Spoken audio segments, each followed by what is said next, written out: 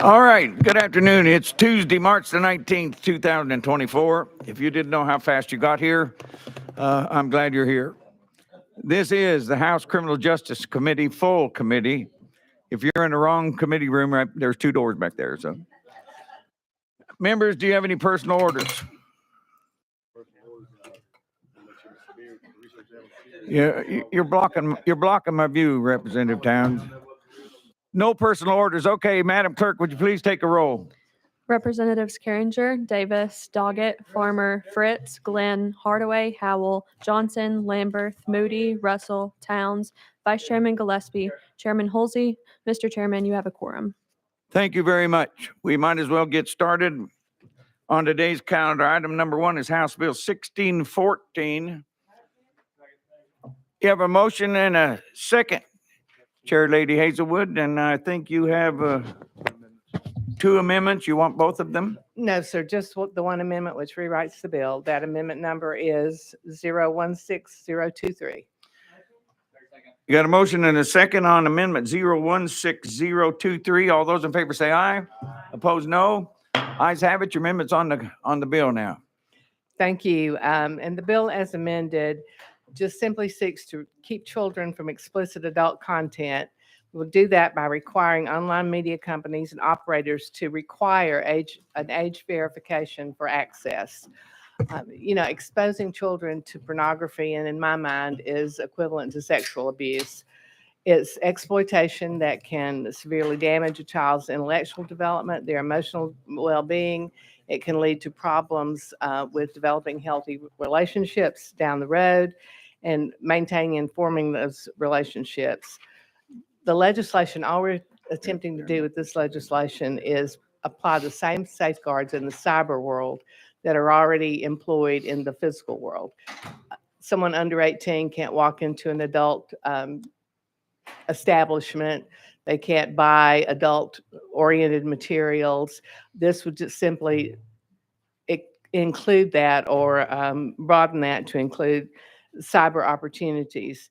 The bill would require companies to match, as I said, to verify age by matching it to some form of ID. It would create a Class C felony for website owners and operators that are convicted of violating this law. And I want to commend and point out how I came to be here today with this bill. I had a constituent in my district who was, and a neighbor actually, who was concerned. He has younger children who are preteen, getting ready to go into their teenage years. He was very concerned about this. He had done a lot of research. He brought me, a basic idea for legislation. I've worked with a lot of people over the summer and fall to get where we are today with this bill. I also had a constituent who I found out later actually served on the National Ethics and Policy Committee, who had done, they'd done some model legislation in the same regard. So all of that has contributed to the bill that we have before you. And I just want to point out, there's some hair-raising statistics and information out there about this issue. There was a national survey by Common Sense Media, and it said that 73% of teens who responded, teens between the ages of 13 and 17, admitted that they had watched pornography online. 54% said they had done that by the age of 11. This is critical. This is important. We need to protect our children from those kinds of materials. We recognize that in this General Assembly in 2017. We joined with a number of other states in recognizing pornography as a public health crisis. We did a joint resolution on that, and this bill is just the next logical step. And I'd like to point out, I sent earlier this afternoon, sent an email to all of your inboxes that had letters of support, a lot of research attached to those letters. One email is from Dr. Alberto Pillay, who is the head researcher at the Department of Biomedical Science for Health in Milan, Italy. So this is it's an international issue. There's also a lot of information from Dr. Stephen Samet, who's at the Department of Psychology at Franciscan University in Steubenville, Ohio. There are a number. I would encourage you, again, if you have the stomach for it, to delve into another set of references I'll cite here.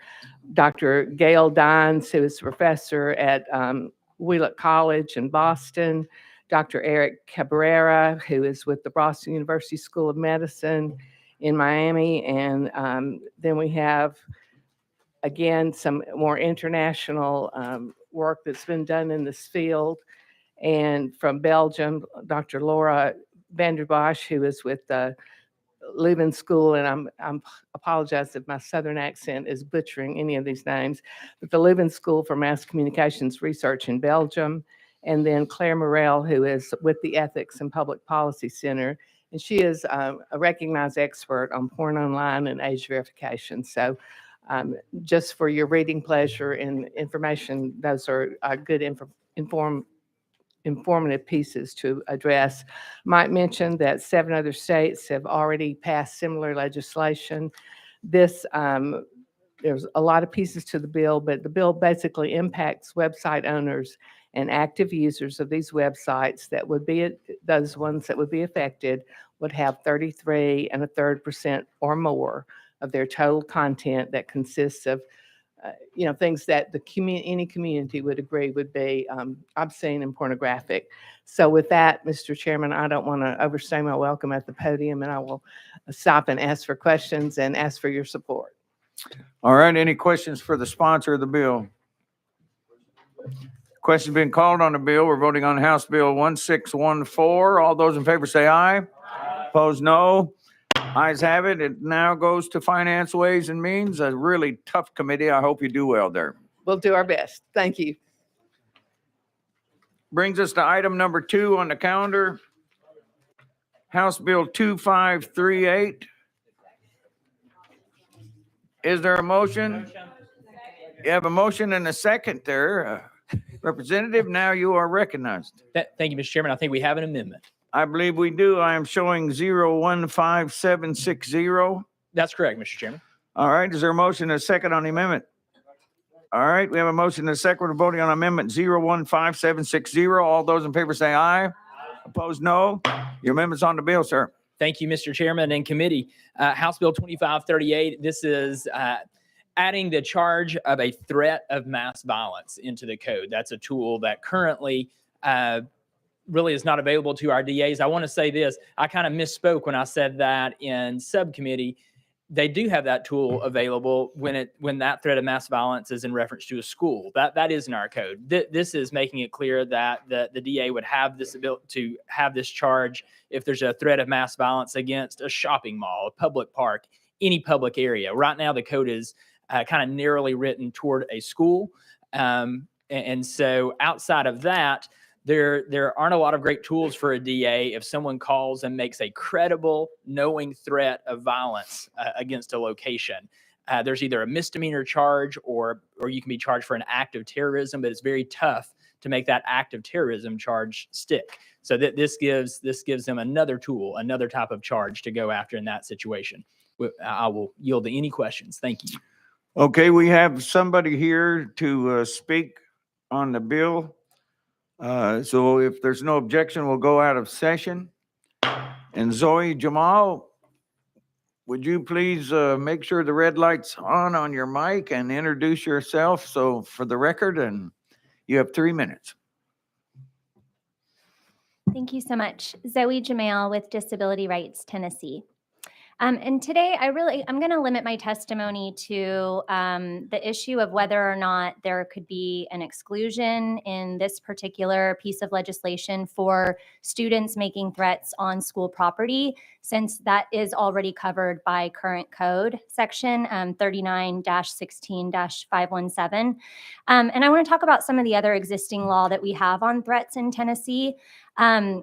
TCA section 37-1-114C1D allows detention of youth who make threats of mass violence on school property to be detained in adult detention facilities.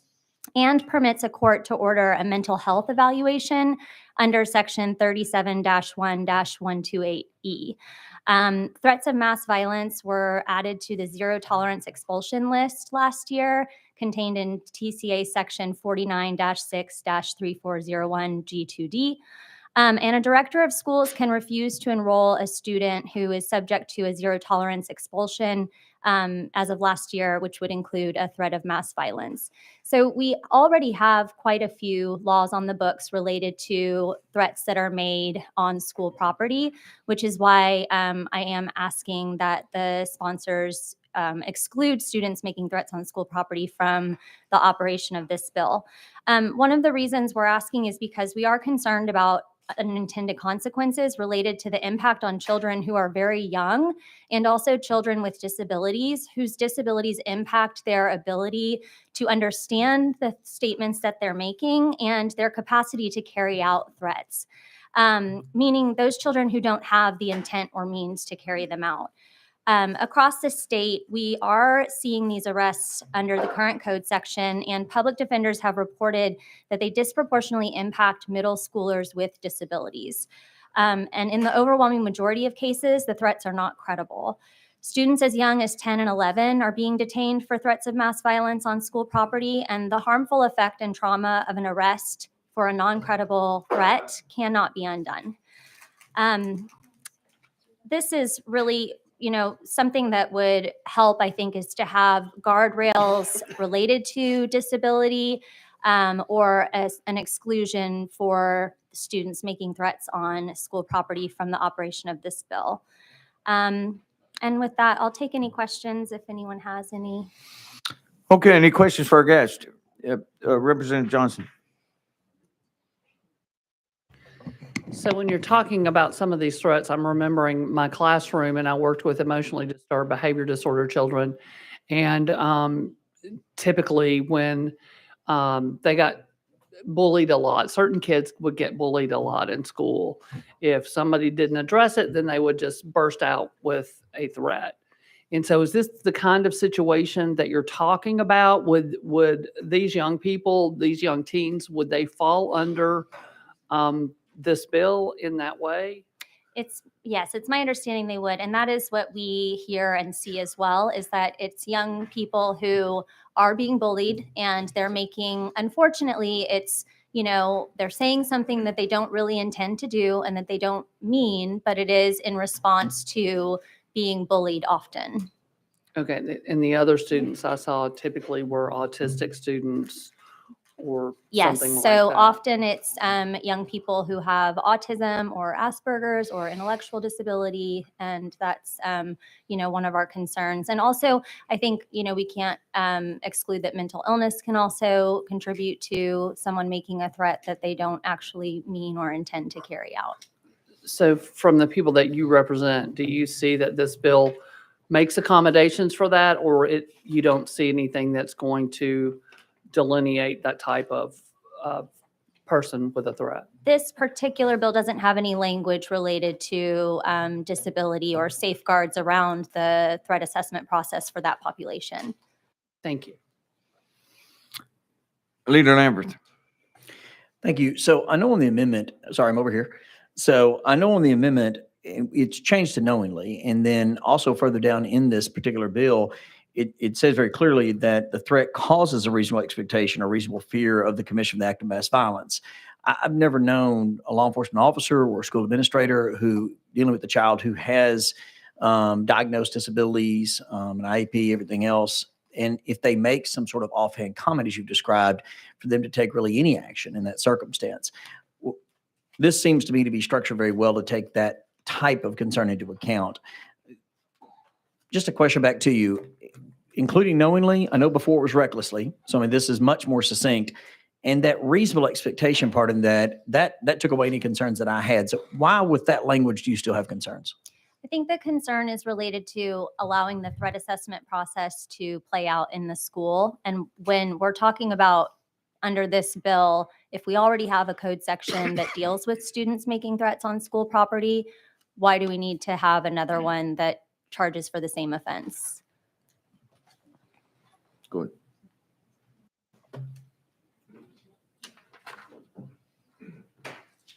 So the threat assessment you're talking about, though, is as a part of bail. So someone would have to already be charged at that juncture.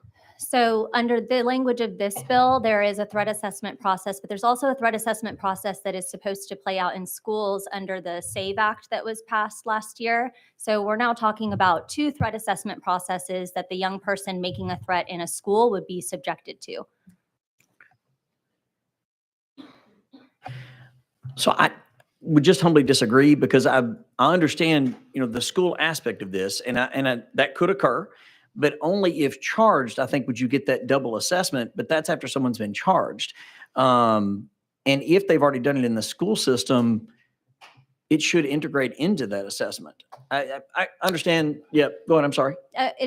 We don't know exactly how it will play out. I can tell you what we're hearing from public defenders right now is how it's playing out. And what we're hearing is that non-credible threats, young people are being detained for non-credible threats and being charged. And then the threat assessment process isn't being completed until after that process. So I think ideally for those students, we would have some type of guardrails that require prior to detention or being charged, there is a threat assessment process that plays out in the school and address everything that happens under schools in the code section that already exists, and then just exclude students making threats on school property from the operation of this bill, since we already have a code section that deals with that situation. Okay, thank you. Any other questions for our guest? All right, thank you very much. Thank you. We are back in session. Any other questions for the sponsor of the bill? Leader Lambert. Thank you, and I appreciate the testimony that was given, but I still very much support the legislation. I think it is something that we should watch very closely to see if there are students that have disabilities who get caught up in some sort of a net as part of this. But my main concern is keeping all students safe, and that anytime there's a threat of mass violence that is made, this seems like it cinches up whether it's an adult or a child. And quite frankly, I have even stronger concerns about adults that are making these type of threats. But it just seems like it fits into the code better than what we have currently. Though I think the testimony we've heard is something I think we should watch down the road. And I would hope that all of our school systems would work with children well before it comes to some sort of a criminal charge. But I thank you for bringing the bill. Chairman Doggett. Thank you, Mr. Chairman, and sponsor, thank you for the legislation. Just curious, what kind of response when these threats of mass violence are made, what kind of response do we normally see when these occur? Mr. Chairman, if it's okay with you and the committee, the DA's conference is here to, and they're willing to testify. Just as that is more their area of expertise, if that's okay with all of you, they could probably shine some light on that, if that's okay. Well, Is that? my question was more about the law enforcement response. What type of response do you see in general if a threat is made? For instance, we had a threat that was made at a local college in my hometown just a couple months ago, and we had Highway Patrol, Sheriff's Department, we had multiple agencies arrive on campus. 70-something officers were present. Now, it ended up being unfounded. Not all of them are unfounded, but I mean, that's taking a lot of assets away from our communities when people are making these threats like this. And that's what I'm getting at. Yes, sir. Go ahead. Thank you, Chairman Dodd. Yeah, your point is well taken. And I apologize. I believe that's accurate. I think when these threats are made, you have to treat them seriously. And it does take up a tremendous amount of resources. And so this gives a deterrent potentially to prevent that. So again, someone's just not going to make that threat. And again, pull in all of those resources that you just named. I think it's a very good point. Representative Glenn. Thank you, Mr. Chairman. It was brought up a little bit a few minutes ago that maybe looking at later on seeing how many kids are caught up in this bill that shouldn't have been caught up in it. Is there anything in this bill that says in 1 year and 6 months we look at the numbers to see who's being charged versus anything like that? Go ahead. Thank you, Mr. Chairman. Representative, there's not a specific study component in this bill. I will say this, the amendment that we voted on that to add to the legislation, when you look at on page 1 of the bill, so, and it's in subsection B, what we added, what the amendment does is we said a person commits an offense. Originally it said who recklessly, and this says who knowingly. And honestly, that amendment came from me, and that it knowingly is a higher legal threshold. And so the instances that were described earlier, I would respectfully disagree with, because knowingly is in there specifically to avoid any kind of charge because of an offhanded comment. Knowingly is more of a, and again, we can have an attorney give the actual legal definition, but that's a higher legal threshold where it is a credible threat, not just someone who said, oh, I want to do such and such or such act of violence and not really mean it or have the means to carry it out. Knowingly, that should prevent any of the fears that we discussed earlier, where someone has just made an offhanded comment. Go ahead. Thank you, Mr. Chairman. And I know, we would assume that it wouldn't happen, but that's not really the reality. We know that people sometimes get caught up in good bills, just like people get caught up in bad bills. I do think that there needs to be some kind of mechanism involved that can look at this, 6 months, a year down the road to see if there's any other tweaks that need to be made to the bill. I did notice that there were some words changed in the amendment, and I think that was good. But I do think there needs to be some kind of mechanism to ensure that innocent, special need kids are not caught up in a bill because we hope somebody would do the right thing. So thank you. Representative Towns. Mr. Chairman, thank you. Thank you for the bill as well. I was concerned with certainly what my colleague just shared with you, but what's the punishment for this infraction? Thank you, Mr. Chairman. So violation of subsection B is a Class E felony. It is a Class D felony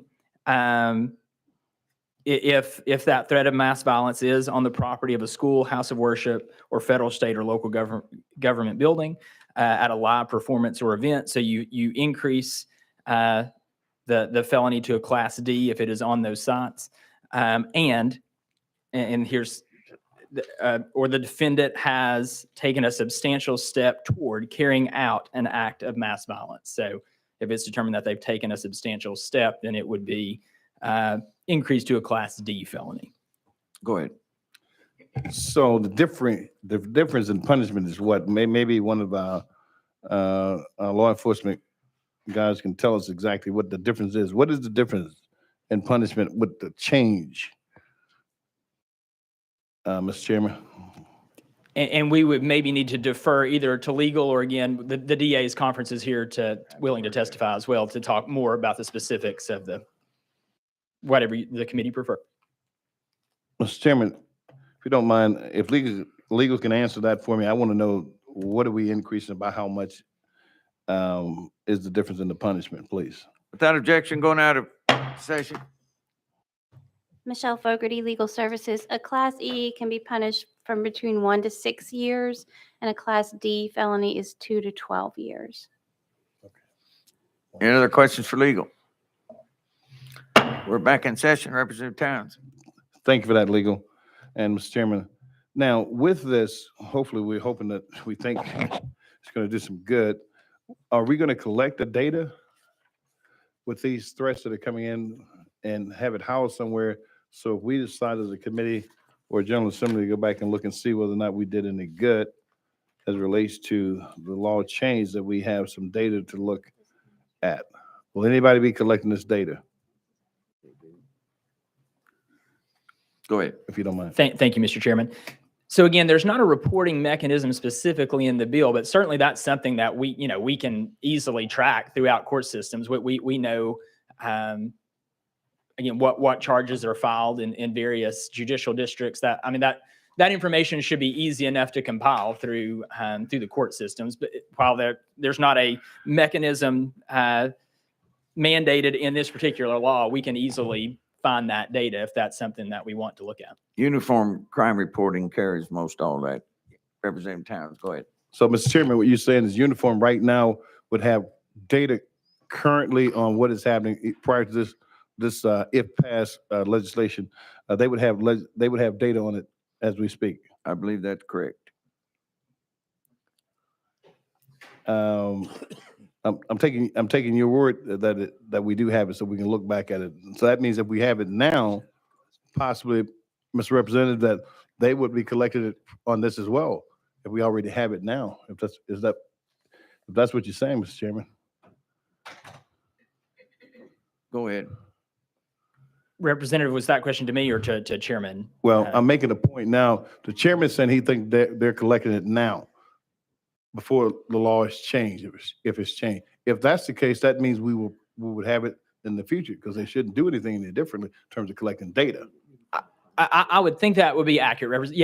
Whatever mechanisms are in place now where we know what people are charged with, how they're sentenced, that would capture this new charge as well, to the best of my knowledge.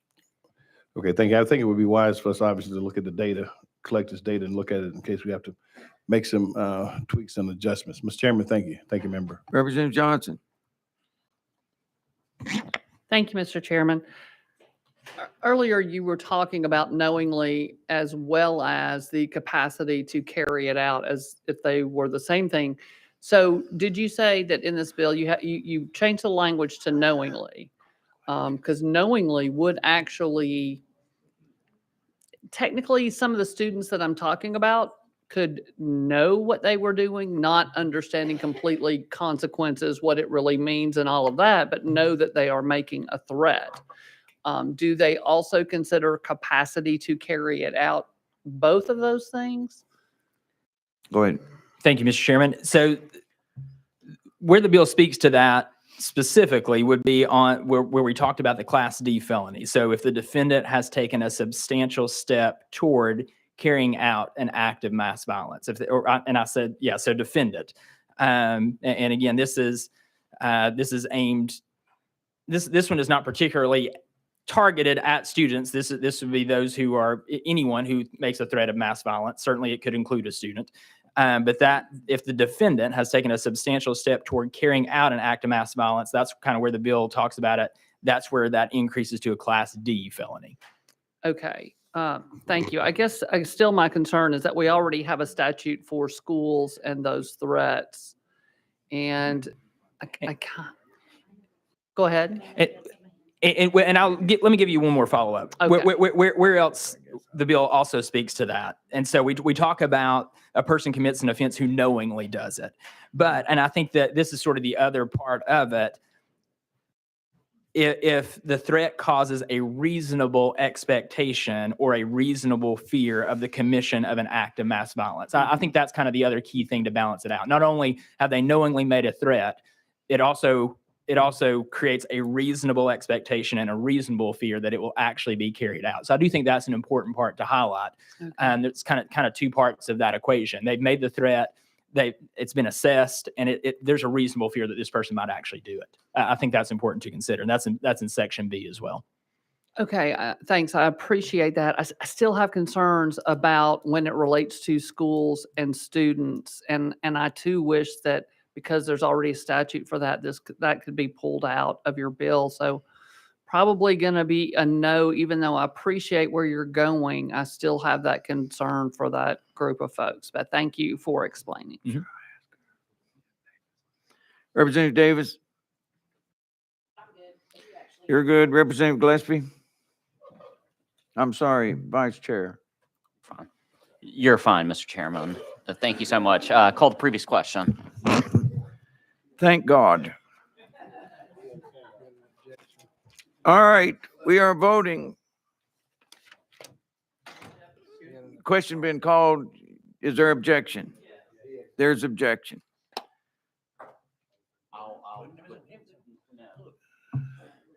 We are voting now. We're going to vote on whether we're going to have a previous question or not.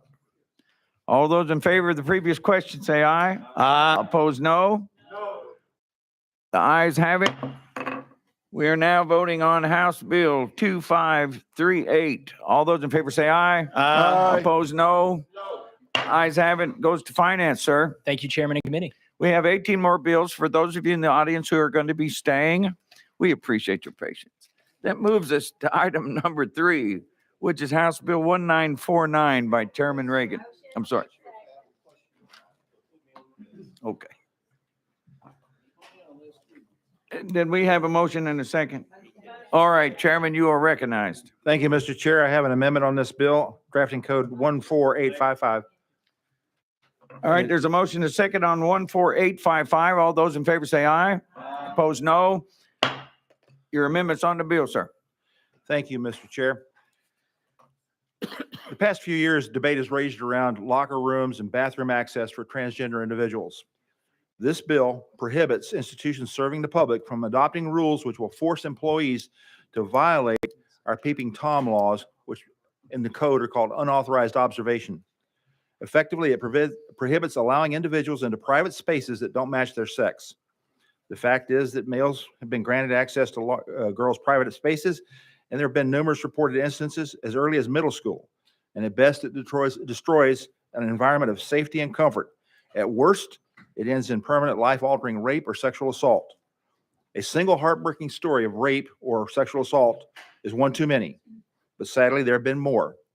Regardless of good intent, all citizens in our state have the right to safety and privacy specified in Tennessee Code annotated 39-13-6. This bill gives victims the opportunity, the ability to bring civil suit against an offender if the DA can't prosecute. It also includes exceptions for first responders, good Samaritans, and other categories. With that, I stand ready for questions and ask for your support. Okay, there are some folks here who want to testify on this bill. Tom Lee, Stephanie, I'll mess up the name, I'm sorry. And Travis Meyer, are you folks here? Please come forward and have your seat right there and make sure that the red button's on your microphone.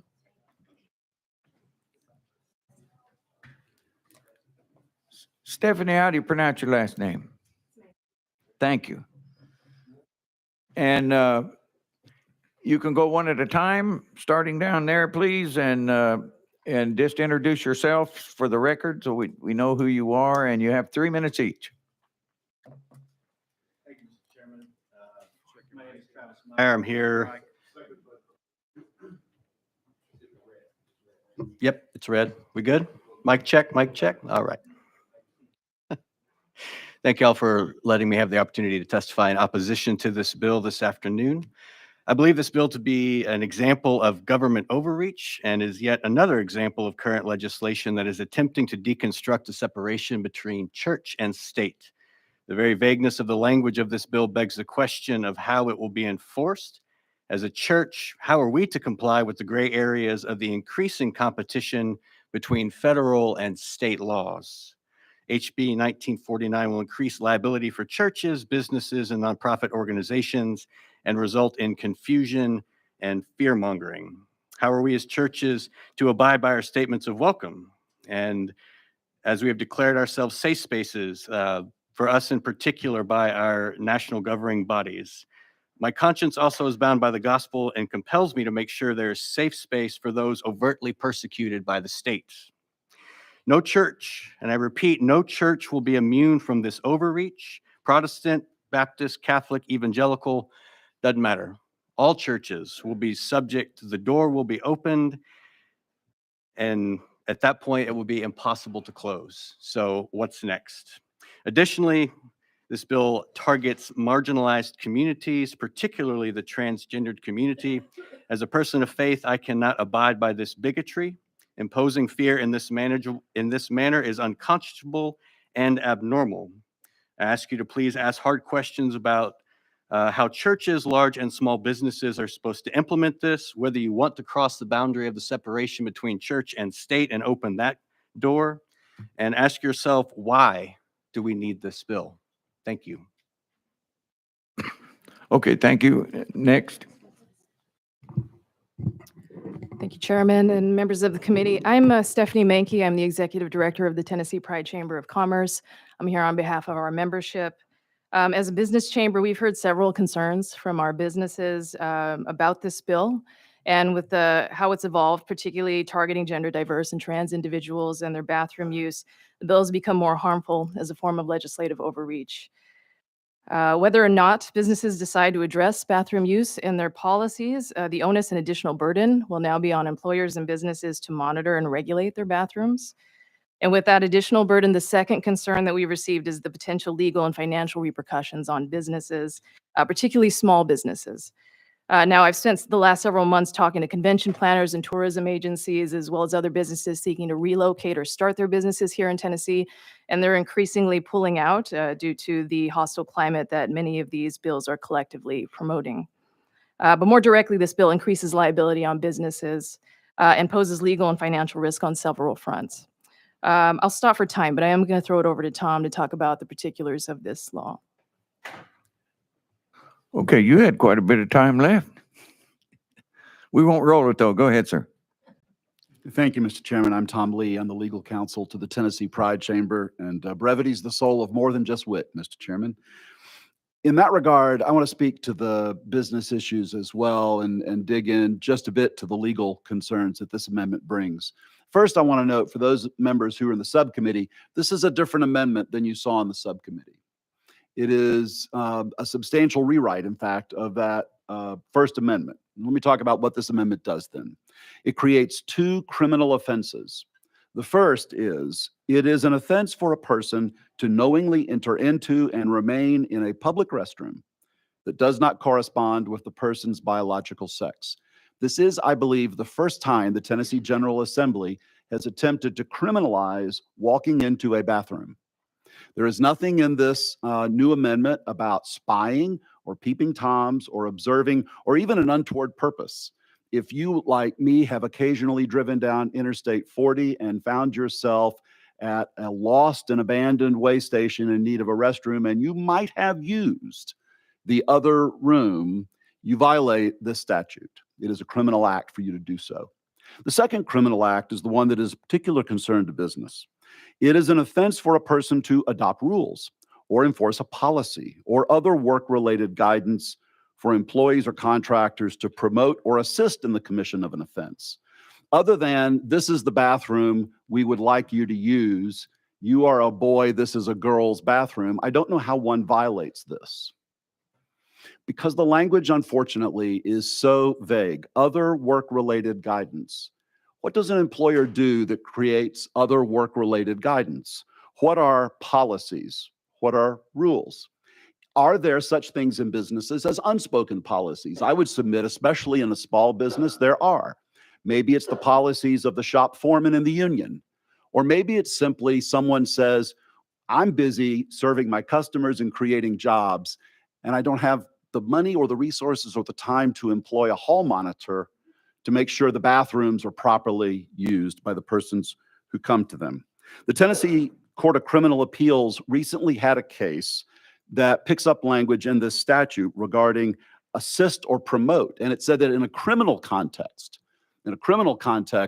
the defendant business in this instance would have to have the same state of mind as the person walking into the bathroom. That is, the business would have to intend that the law be broken just as the person using the bathroom is breaking the law. Now, that sounds far-fetched, and it might lead you to say, well, we're not concerned about that. There won't be any of that. But we don't pass criminal laws because we don't think the law is in need of reform. The real concern about this bill, and the chairman rightly raised it, is that in the event our DAs are busy with the serious violent offenses that are happening in our communities, this bill unleashes a squadron of trial lawyers around the state to sue businesses and to see if their policies, rules, or guidance, whatever those might be, or silences, amount to a violation of this law. We have tried this before, members. We tried it before with signs, and now we are trying it with hall monitors. Either way, it's an impermissible and I would suggest unwise intrusion on our businesses in our community. This bill says nothing about transgendered persons. I repeat, this bill says nothing about transgendered persons. This is a broad bill that is going to put every business in our state under the microscope for potential criminal and civil penalties. And respectfully, on behalf of the businesses that comprise the membership of the Tennessee Pride Chamber, we urge you to oppose the bill. Thank you, Mr. Chairman. Thank you. Any questions for our guests? Representative Johnson. You kind of just terrified me there. I'm trying to think of how many times I've gone to a sporting event or a concert and gone in a different bathroom, because it happens all the time. You know, I've seen women do it. I've seen men do it. And the idea that you'll be committing a crime, you're telling me that according to this new language, that would be a criminal offense. Representative subsection F1A of section 1 of the bill says it is an offense for a person to knowingly enter into and remain in a public restroom that does not correspond with the person's biological sex. Thank you. Also, do a lot of traveling and between here and home, and stop in a lot of gas station bathrooms just this last trip. And the men's was closed for cleaning. I was in the women's, and a man was like dying. He really wanted to go in there, but he was afraid he would freak some woman out. I said, I'll stand outside until you're done and let him know it's fine. But yeah, it happens all the time. And the idea that we would all be committing crimes for this is scary. Well, and if I may, just to say subsection B, in that instance, the gentleman would be violating the statute by walking into the restroom. You arguably would be promoting or assisting the gentleman in committing the crime. And so therefore you would be, Great. in that instance, criminally liable as well. Awesome. Thank you. All right. Any other questions for the guests? Representative Hardaway. Thank you, Chairman, and thank you all for being here, to the council. And I think you may have addressed it already. If there's a parent that's taken children into the same bathroom, whether it's a man taking his daughter or a mom taking her young sons, would that be a violation under this bill? There is an exception, Representative, for a child under 9 years of age accompanied by the child's parent, guardian, or relative, if in the situation you just outlined. So the child would have to be under 9 to fall within the exception. And is there a exception for children who may have mental challenges or physical challenges also? There is, Representative. Subdivision B, 3B says a physically or developmentally disabled minor accompanied by the minor's parent, guardian, or relative would fit within an exception. Yes, sir. All right. And this is to all three of you. The concerns that drove the creation of the language of the bill is what's the other way to approach the issues that the sponsor has brought? What could improve this bill? I assume the silence means there is no improvement. All right. All right. Thank you. Thank you, Mr. Chairman. Representative Towns, did you have a question? Okay. Any other questions for our guests? All right. Thank you so very much. Appreciate you Chairman. being here. We're back in session. Chairman Doggett. Thank you, Mr. Chairman, and the sponsor of the bill. I know that we went through this legislation for a couple of weeks, it seemed like, in the subcommittee. This amendment is substantially different than what come out of the subcommittee. I knew that you were going to make some tweaks and some changes to some concerns that we had, but it does make some big changes. So, and I apologize for not talking to you before this because I didn't realize it until just a little bit ago before this committee started. But I'm gonna make a motion that we send this back to sub so we can go through this amendment again. If this is gonna be what the bill is gonna be, so we can talk through it in sub. Okay, there's a motion to send this back to sub. In a second, did I hear? All right. All those in favor say aye. Opposed, no. Ayes have it. Chairman, I guess we'll realign you on the calendar for sub. Thank you, Mr. Chair and committee. I will point out that the changes that were made for this amendment were as a result of the comments made in the subcommittee, almost exclusively. Thank you. Thank you, Chairman. But just item number 4, House Bill 1617. 1617 by Representative Ritchie. Okay, we're going to roll item number 4 to the heel of the calendar, which brings us to item number 5, which is House Bill 2078, also by Ritchie. Roll that to the heel. Puts us on item number 6. House Bill 2848 by Representative Wright. We are so glad you are here. Mr. Wright, you're never wrong. And you are recognized. Thank you, Mr. Chairman and committee. So this is the place to be. And I'm going to present the B bill. I want you to know that as this bill worked through the subcommittee, it was recognized that bees are animals, along with horses, cows, and I'm not going to give the definitive list, but bees are animals.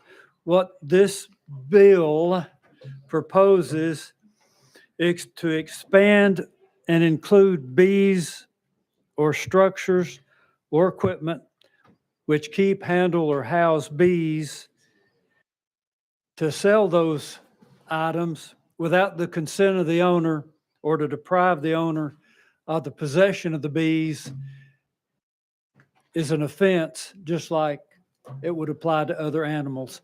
And with that, I'll stand for questions. Yep. Explain to me, because I'm a little fuzzy here. No, these are bees. Okay.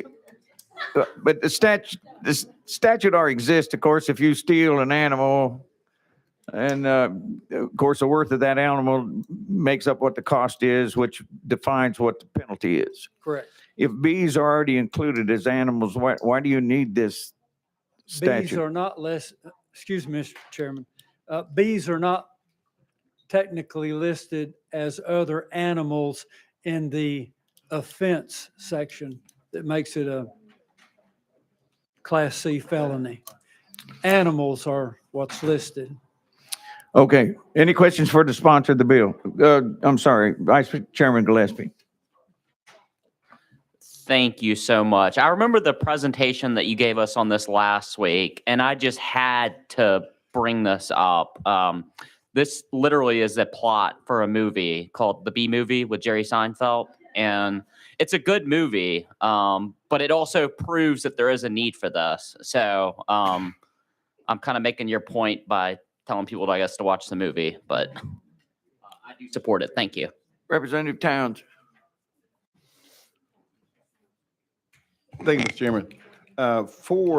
If we're to pass this, how does it help the bees? What does it do for the bees?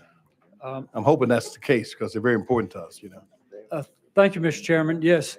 How does this help? It clearly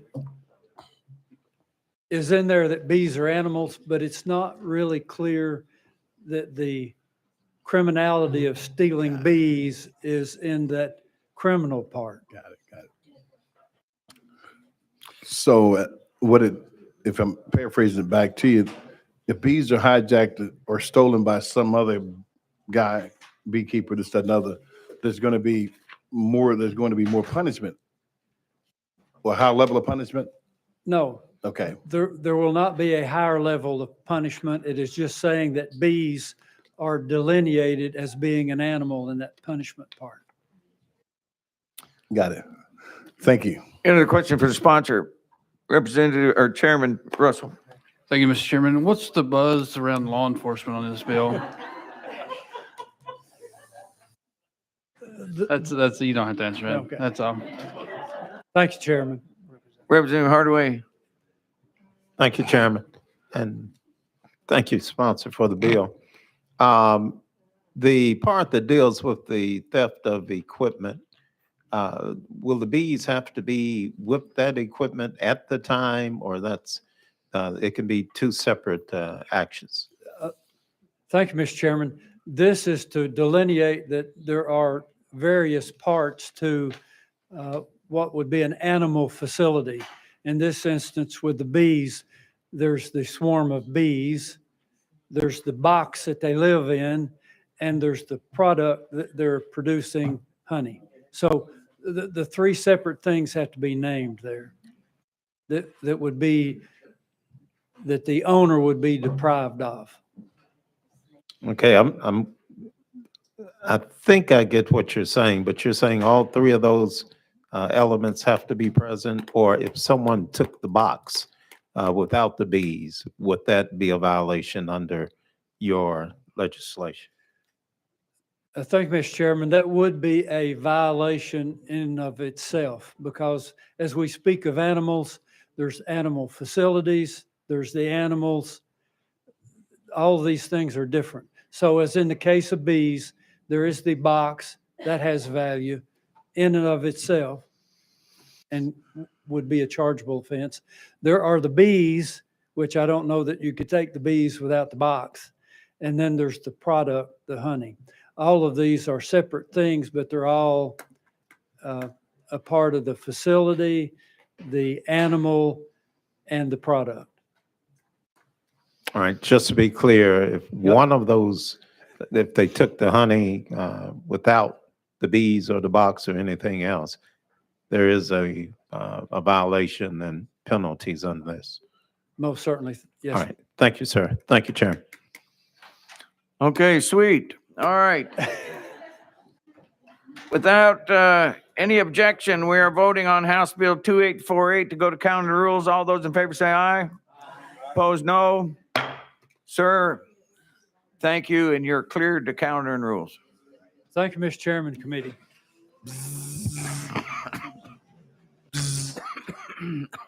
Excuse me, that brings us to item number 7, which is House Bill 1911 by Representative Bolso. Got a motion and a second, sir. You're recognized. Thank you, Mr. Chairman. Good afternoon, committee. Members, this is a bill that seeks to increase the penalty for unlawful photography. We already have in code in Title 39 a crime called unlawful photography, which occurs when someone uses a ubiquitous camera on a cell phone or other camera to take a photograph of an intimate area of another person or a minor without a parent's consent, and does so for the purposes of sexual gratification. Under current law, that conduct is considered to be a Class A misdemeanor. And what this bill does is it simply takes the Class A misdemeanor classification and increases it to a Class E felony. And it does the same thing with the aggravating factors. Under the current law, if you engage in the conduct that I just described and you disseminate the photographs, that is a Class E felony. This bill would cause that type of dissemination to be a Class D felony. And further, under current law, if you engage in the conduct I've described, you disseminate a photograph of it and it involves a minor, that's a Class D felony currently. Under this bill, it would become a Class C felony. This legislation was brought to me by two constituents of mine, both of whom have been victims of this thing called unlawful photography, which oftentimes claims young ladies as the victims in public places, in restrooms, locker rooms, and you all in your own communities have likely heard about this type of an event. With that, Mr. Chairman, I stand ready for questions. Okay, questions for the sponsor. Representative Hardaway. Thank you, Chairman. Everybody hold on to your seat. I'm about to agree with the bill by Boso. I think that anytime that we get into these areas of intruding upon someone's intimate parts, as you put it, that it's an act that lasts forever, thanks to the internet. And I think we need all the deterrence that we can possibly get to quell that surge of activity. So I'm going to sign on to your bill, sir. Thank you, Mr. Chairman. Thank you, Representative Hardaway. It's a pleasure to have you. All right, thank you. Any other question for the sponsor? Seeing none, we're voting on House Bill 1911 to go to Finance, Ways and Means. All those in favor say aye. Opposed, no. Ayes have it, sir. Thank you. Thank you, Mr. Chairman. Thank you, committee. That brings us to House Bill 2546, also by Representative Bolso. Is there a motion and a second? You're recognized, sir. Thank you, Mr. Chairman. This bill comes to us from Senator Gardenhire. It's already passed the Senate unanimously. It seeks to do just one thing. It seeks to revise the definition of harassment under Section 39-17-315. The current definition deals with what's called an objective standard. That is, conduct will be considered harassment if it would offend the reasonable victim of the crime. That is an objective standard that focuses on the mental state of the victim, not of the accused. The bill actually changes the focus of the mental state from the victim to that of the accused, and it requires that harassment involve reckless conduct. And recklessness under our law is considered to be conduct where there's an awareness that your conduct causes a threat of harm to another person, and you recklessly disregard that. The purpose of this bill is actually to comply with a Supreme Court case from last year, from last June of 2023, which threw out a verdict in Colorado because their harassment statute incorporated an objective standard focused on the mental state of the victim and failed to include a subjective standard focused on the mental state of the accused. What this bill does is it aligns Tennessee law with the recent authority from the U.S. Supreme Court. And for that reason, Mr. Chairman, I'm happy to answer any questions. Any questions for the sponsor? Seeing none, we're voting on House Bill 2546 to move to counter and rules. All those in favor say aye. Opposed, no. Ayes have it, sir. You're cleared to counter and rules. Thank you. Thank you, Mr. Chairman. Thank you, committee. We have a motion and a second to hear House Bill 1617 by Representative Ritchie. Representative Ritchie, you're recognized. And you have an amendment, I see. Yes, Mr. Chairman, it is drafting code 16004. Got a motion and a second on Amendment 16004. All those in favor say aye. Opposed, no. Ayes have it. It's attached. Go ahead, sir. Thank you, Mr. Chairman. So the change in this particular amendment, as it's rewritten, will specifically state for those individuals that are convicted of aggravated statutory rape, they will now have a 15-year minimum for being on the sex offender instead of it just being wide open and increasing everybody from 10 to 15 years.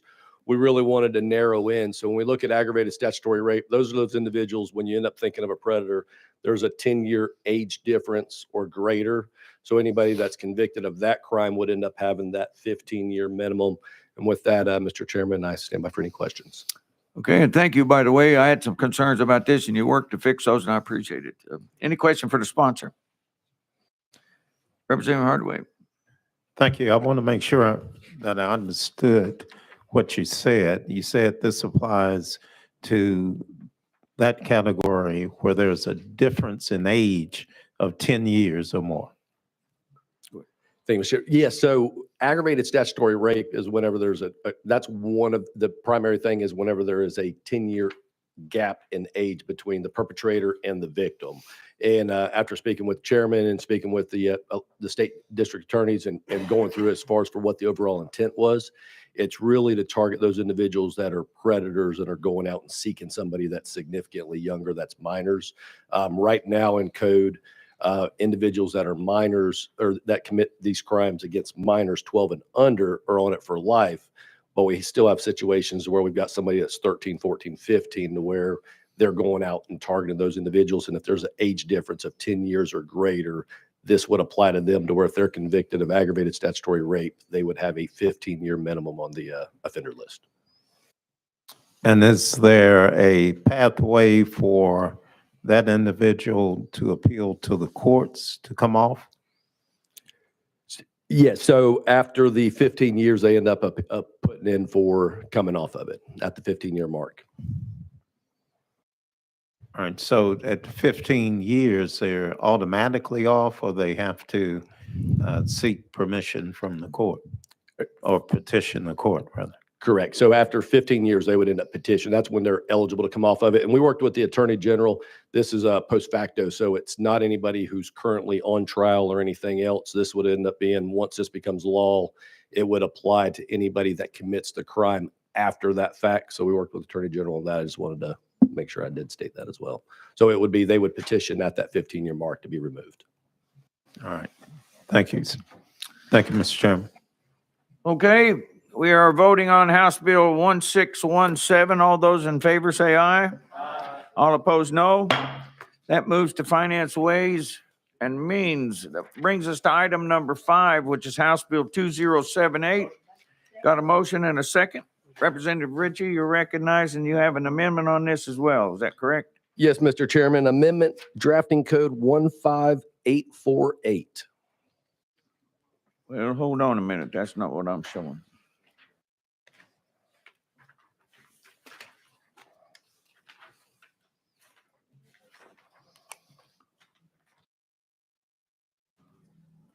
I'm showing 15062.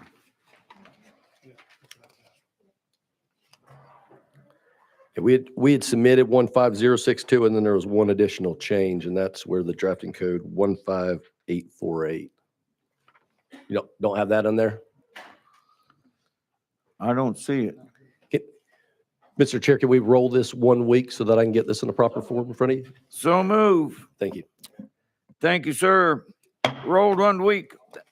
That brings us back on the calendar to item number 9, which is House Bill 2288 by Representative Hale, but I believe that he is sick. So without objection, we'll roll this 1 week. Brings us to item number 10, House Bill 2198 by Representative, the upstanding, the famous Representative Mitchell. Hey, thank you, Mr. Chair. You got a motion and a second. Hey, I appreciate y'all.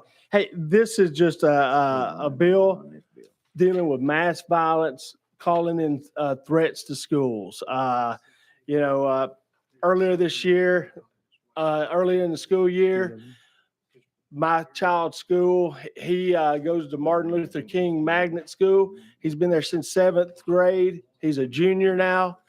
I bet he's been in a storage room closet at least 20 times in those years at that school. They are a target at that school for threats over and over again.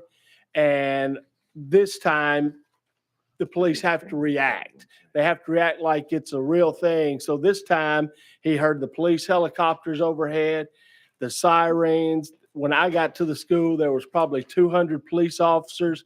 The SWAT team went in and went from room to room, securing, making sure everything was okay.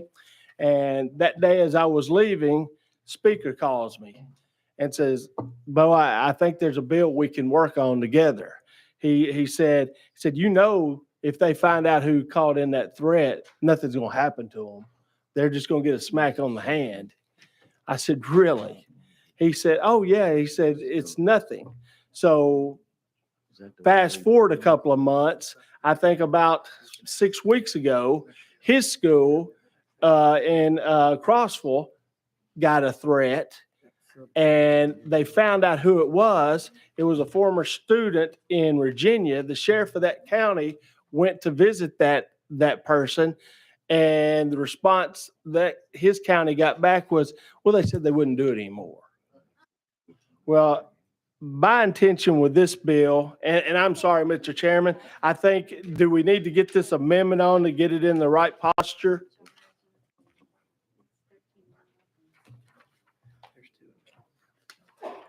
Amendment 013960, do we need to get? All right, there's been an emotion to accept amendment 13960. Don't know it. Did I say that? Well, I'm gonna chime right in there with you. All right, we're voting to attach amendment 13960. All those in favor say aye. Opposed, no. That amendment goes on the bill, sir. And what this amendment does is, we have no intention of this prosecuting any child that has intellectual disabilities as defined in 33-1601. So we're trying to make that clear. The one area that, is still unclear that I think we, in my opinion, should leave up to prosecutorial discretion is, autism. If someone has developmental disabilities, that's not covered in this amendment. But in my mind, I don't see a prosecutor prosecuting a child with severe autism that didn't know any better. So there was two different amendments I think some of you were looking at. I think Mr. Chairman had an amendment, and we decided just to go with this one because I'd promised my co-sponsors that this is the amendment I would go with. With that being said, Mr. Chairman, I'll open it up for any questions you guys may have. Leader Lambert. Move previous question. Previous question been called. There's an objection. We're voting on the previous question. All those in favor say aye. Aye. Opposed, no.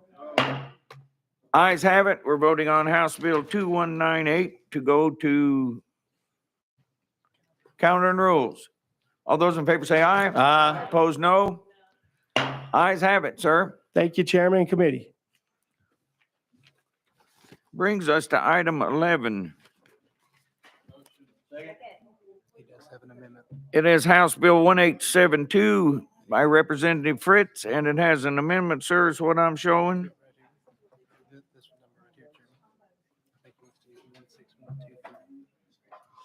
Do you show 16123, sir? I'd like to add on. 16123. Is there a motion and a second? I heard a second. Oh, we have a motion now. Okay, we have a motion to second on amendment 16123. All those in favor say aye. Opposed, no. Ayes have it. The amendment is attached, sir. Please proceed. Thank you, Mr. Chairman and committee. And the amendment basically does four things I'll briefly describe. In section 1A3, it changes the definition of a school and took out colleges and TCATs and kept it to K through 12. In section 1A4, the definition of violent crime as used in this legislation only covers the felonies. And to that, I'd go out of order for just a moment, Mr. Chairman, with your permission, and to my colleague from Knox County, you asked a good question. And I probably sounded terse when I replied. I beg your forgiveness for that. I did not mean to sound terse. But with that, that drove me to look at a couple things there, and that was part of the change. The next change is under B3, and it simply says, while students or other children are present on that campus. And then finally, it adds a severability clause. And that's the context of the amendment, Mr. Chairman. Okay, you heard the definition of the bill is amended. Any question for the sponsor? Representative Hardaway. Mr. Chairman, I'll defer to Rep. Johnson. Did he say Johnson? Oh, I'm sorry. I didn't see you. Go ahead.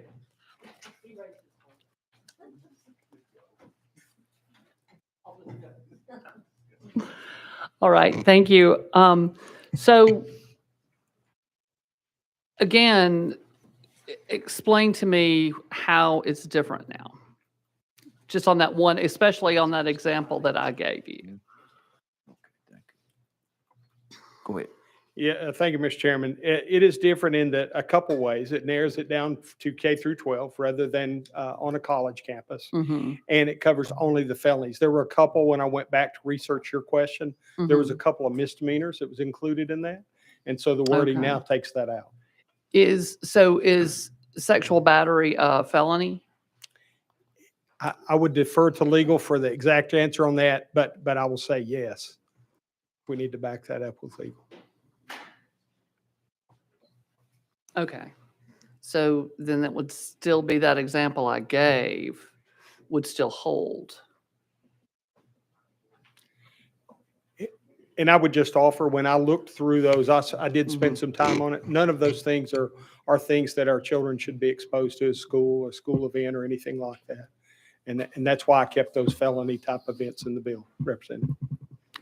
Okay, so when we have somebody who is, because they're an American citizen or whoever they are, they're not going to be charged at all, receive no charges, but an undocumented immigrant will receive the serious charge with potential for life in prison. Go ahead. Thank you, Mr. Chairman. That's not absolutely correct. For the schools, it applies to any adult. If you look over at the language on the amended bill, and it's the same as it was last week, we do basically in this bill, three things with a fourth. Criminal illegal aliens who are in possession of a deadly weapon, criminal illegal aliens who commit a violent crime, I think are what you're referring to. But when it comes to the schools, it's any adult. It's not just an illegal alien. Okay, thank you. Any other questions for the sponsor?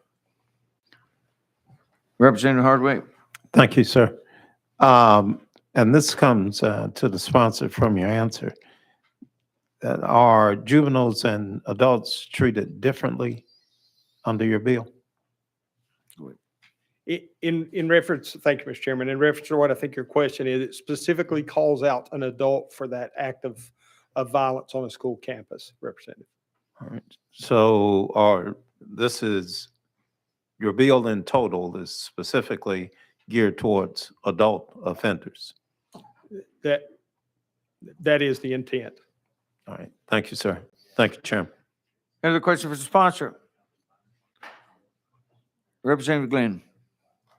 Thank you, Mr. Chairman. Is this violent act against a student or is it against anyone? I'm confused on this part. Thank you for the question. That's any violent crime. Whether it be student or adult. Yes, sir. Okay. All right. We're voting on House Bill 1872 to send it to counter the rules. All those in favor say aye. Wait a minute. Oh, I am so sorry. It's not countering rules. It's Finance, Ways and Means, sir. So you remember that, okay, when we pass this bill? Yes. All those in favor of House Bill 1872 say aye. Opposed, no. Ayes have Chairman it, Committee. sir. Now moves to Finance Ways. Brings us to item number 12, which is House Bill 1825. We have a motion and a second. Chairman Farmer, you recognize, and I think we got an amendment. Yeah, Mr. Chair, if we could go with 15567. That's what I'm showing. You got a motion and a second on amendment 15567. All those in favor say aye. Aye. All opposed, no. Ayes have it. The amendment is attached. Proceed, sir. Yeah, thank you, Chair. Members, what this does, this adjusts the amount of Sudafed that you can purchase during allergy season or sometimes throughout all the year. Right now, with the amounts that we have, you can purchase about 1.5 boxes, and it's hard to find a half a box somewhere. This is adjusted where you could buy 2 boxes a month. when I originally had brought this bill, we had an unlimited cap, a yearly amount, but now we're going to cap it at 43.2 grams, which is about almost double what we have now. Then you can have 7.2 grams a month, which is about a quarter more than what you're able to have now. So that's what this does. So next time you go to Walgreens or a place of that nature to buy this and you're able to get 2 boxes, just let me know. You appreciate it. Thank you. All right, any question for the sponsor? Representative Johnson. Okay, I want to make sure I heard this right, because some folks visited my office. They said one month's supply. Is 2 boxes 1 month's supply? Go ahead. And thank you for that question. I think it would depend on the person and how bad maybe your allergies are, how bad of a cold you may have. A typical box would have right around, see if I got it in my notes here.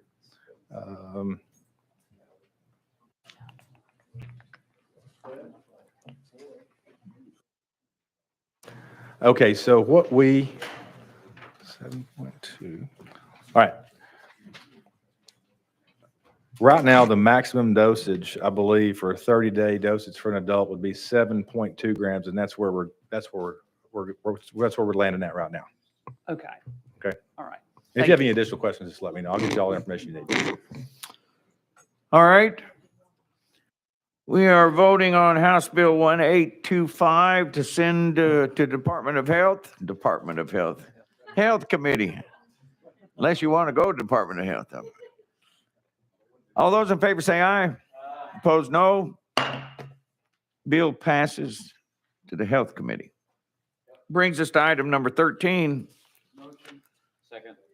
You have a motion and second on House Bill 2429, also by Chairman Farmer. You recognize, sir. Thank you, Mr. Chair. Members, what this bill does is allows for, currently in law, if you're convicted of a DUI first offense, DUI first, no more, you can serve that minimum mandatory 48 hours in an alternative facility. That means somewhere else other than the jail. And that discretion currently lies with the sheriff.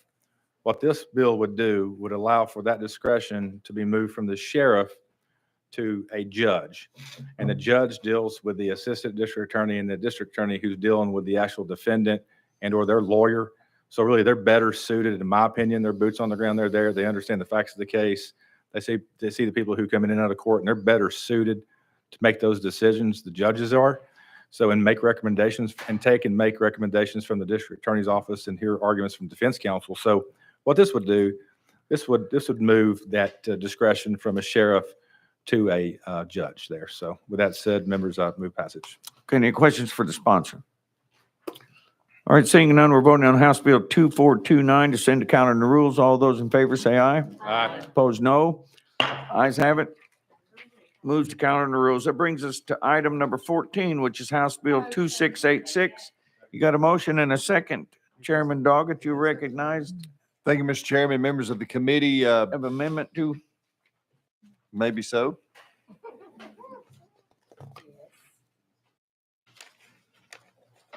Let me see what this amendment code is. That's what I'm showing.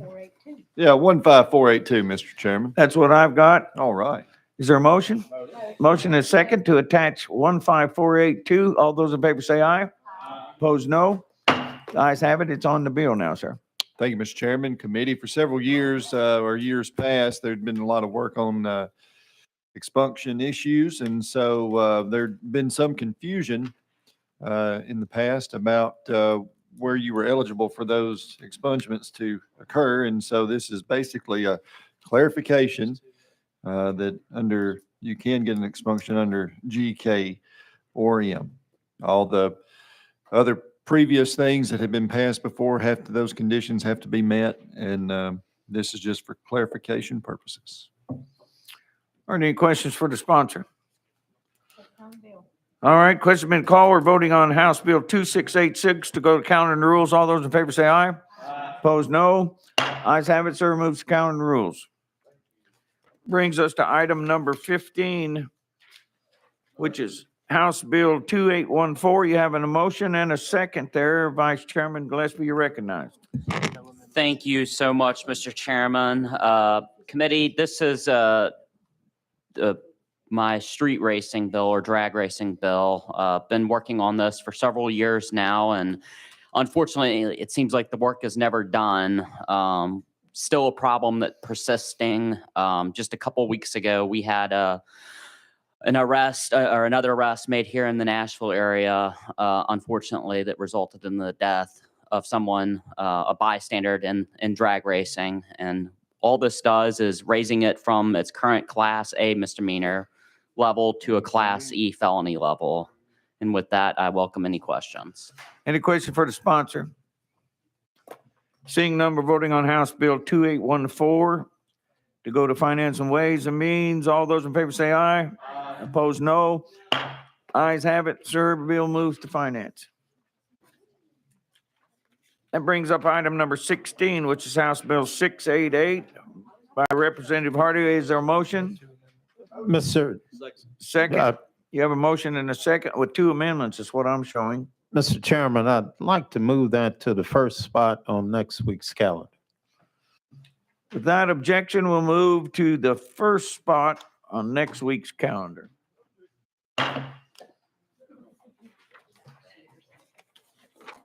I believe that ends the calendar, doesn't it? All right, that ends our calendar, but for those of you poor souls that belong to criminal sub, you have 10 minutes to get you a sandwich and be back in here because we are going to continue with the subcommittee. We got to come back. I'm sorry. I'm sorry. Right there he sits. All right, without any objection, this committee's adjourned. Good job, Chairman.